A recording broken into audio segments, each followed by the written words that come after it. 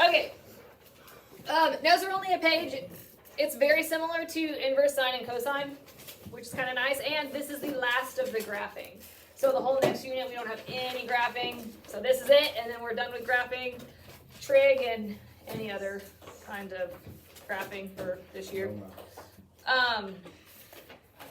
So we need to sketch out the parent tangent function first. So tangent is going to have asymptotes at negative pi over 2 and pi over 2. Oh, that was a really bad line.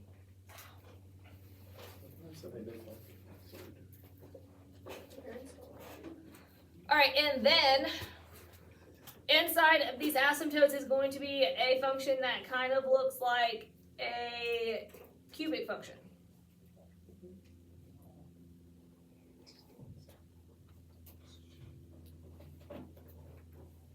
Kind of squiggling like that. So we run into the same problem that we ran into with sine and cosine, where this does not pass the horizontal line test. It hits it too many times. So we're going to have to restrict the domain. And so we're going to restrict it to just one little piece of the tangent function. So what we're going to restrict it to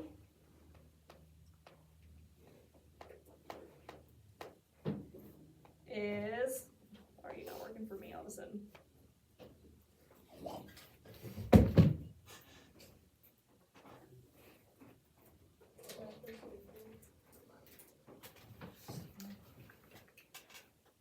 There we go. Is this little guy right here. So that is where we're going to have the start and the end of my tangent function. And that way, the inverse will be a function. Now let's ignore the asymptotes for a second. That highlighted part, what does that look like? What kind of graph? Cubic. What would be the inverse of a cubic? Cube root. A cube root. And so the cube root graph is going to look something kind of like this. And that's going to be the inverse of a tangent graph. Now the only difference is you will have an asymptote bounding this above and below, so it's not going to go up and down forever, whereas a cube root will.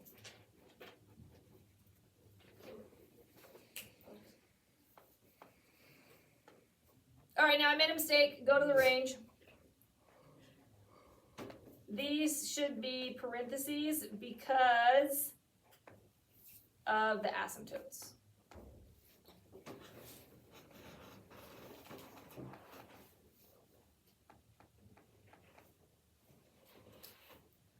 So you're going all the way down to negative pi over 2. You're going all the way up to pi over 2 because those are where your upper and your lower asymptotes are. The range would be parentheses because they're asymptotes, not points.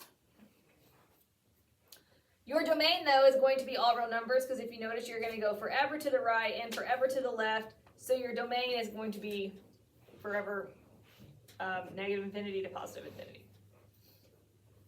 All right, we good there? Sweet. So go down to tips for graphing. Oh, that's supposed to say tangent. Lots of mistakes, lots of mistakes. I'm so sorry. Tips for graphing inverse tangent. So instead of finding our starting and our ending point, what we're going to do is we're going to find our upper and our lower asymptote. Now, because your asymptote is horizontal and it's going like this, the thing that's going to change it is the vertical stuff, the up-down shift or the stretching and the compressing. So all of the vertical stuff will change my asymptote, which is why your upper asymptote is found by doing a times pi over 2 plus d, and your lower asymptote is found by doing a times negative pi over 2 plus d.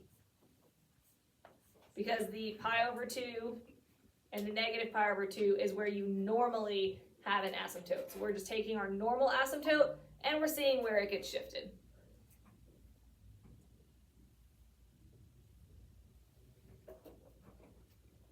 Okay, so I only have 2 examples and then I'm done. So make sure you're paying attention for these 2 and then you can do your homework. So for my upper asymptote, I'm going to take the outside which in the front is just an understood 1. So 1 times pi over 2 minus pi over 2. Well, what's 1 times pi over 2? Just pi over 2. So pi over 2 minus pi over 2, which is going to be 0. So my upper asymptote is going to be at 0.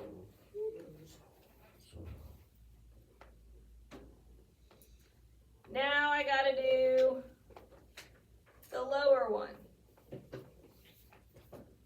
All right, so almost the same thing, but it's going to be 1 times negative pi over 2 minus pi over 2. So 1 times negative pi over 2 is going to be negative pi over 2. So what's negative pi over 2 times, or sorry, negative pi over 2 minus pi over 2? Negative pi, or negative 2 pi over 2, which reduces to just pi. So my lower asymptote is going to be at negative pi. So right here. And now all I have left to do is graph that middle point. So I know my middle point is going to be somewhere in between, right smack in the middle of my 2 asymptotes, but I need to look at my shifts. So are you shifting to the left or to the right? Right. To the right. How many? 1. So your point needs to get shifted over 1. Now the horizontal stretching and compressing, we're not actually going to graph because those would be like your quarter points. But a lot of times they're at some weird decimals, so you are not going to have to worry too much about those. Just make sure you get that point of inflection graphed correctly, the point where it squiggles.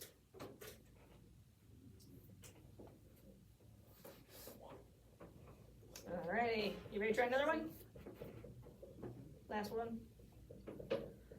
All right, so we are going to first start off with the upper asymptote. So that's all going to be affected by the outside.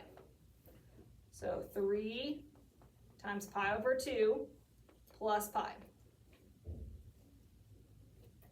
All right, so that's going to be 3 pi over 2 plus pi. What do you need when you are adding fractions? Common denominator. So I'm going to really make that a 2 pi over 2. So what is 3 pi over 2 plus 2 pi over 2? 5 pi over 2.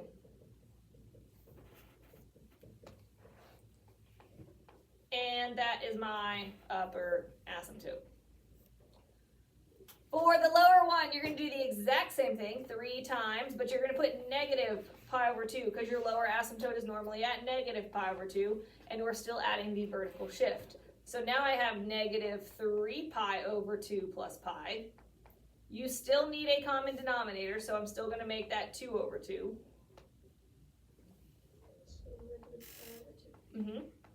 So then that's going to be negative pi over 2.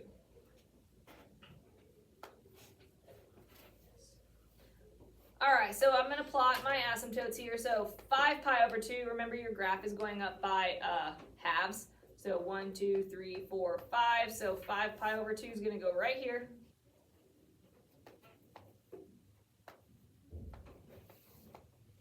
And then negative pi over 2 is going to go right here.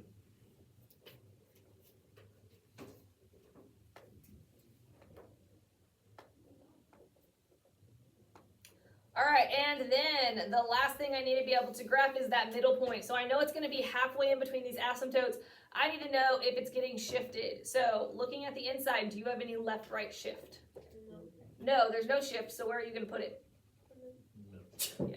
On the y-axis right there is 0, and then smack in the middle of your asymptotes. And then once again, we're not going to worry about the horizontal stretching and compressing. That will affect this guy. Just make sure you draw your lines in the correct direction. Alrighty. All right, so for your homework, you have 4 graphing questions. Graph the function, state the domain and range. Don't forget on the range, use parentheses because they're asymptotes, and the domain is going to be what on every single question? all remembers. And then at the very, very back, you do have 6 matching questions again. Now you have inverse sine, inverse cosine, and inverse tangent all mixed together. And I will tell you on your test that you're going to have, you do have a matching section like this where you are going to have secant and sine and cosine and cotangent and the inverse functions. And they're all kind of mixed together. And then you have the functions and you kind of have to match up the graphs with the functions. So there's been a couple of those on your homework, so just make sure you're aware of that for the test. Sound good? All right, we only have one more lesson. We're going to do that Wednesday. Wednesday is also going to be when your homework quiz is. So we're not going to do a homework quiz tomorrow because we'll be in the library. We'll do it Wednesday.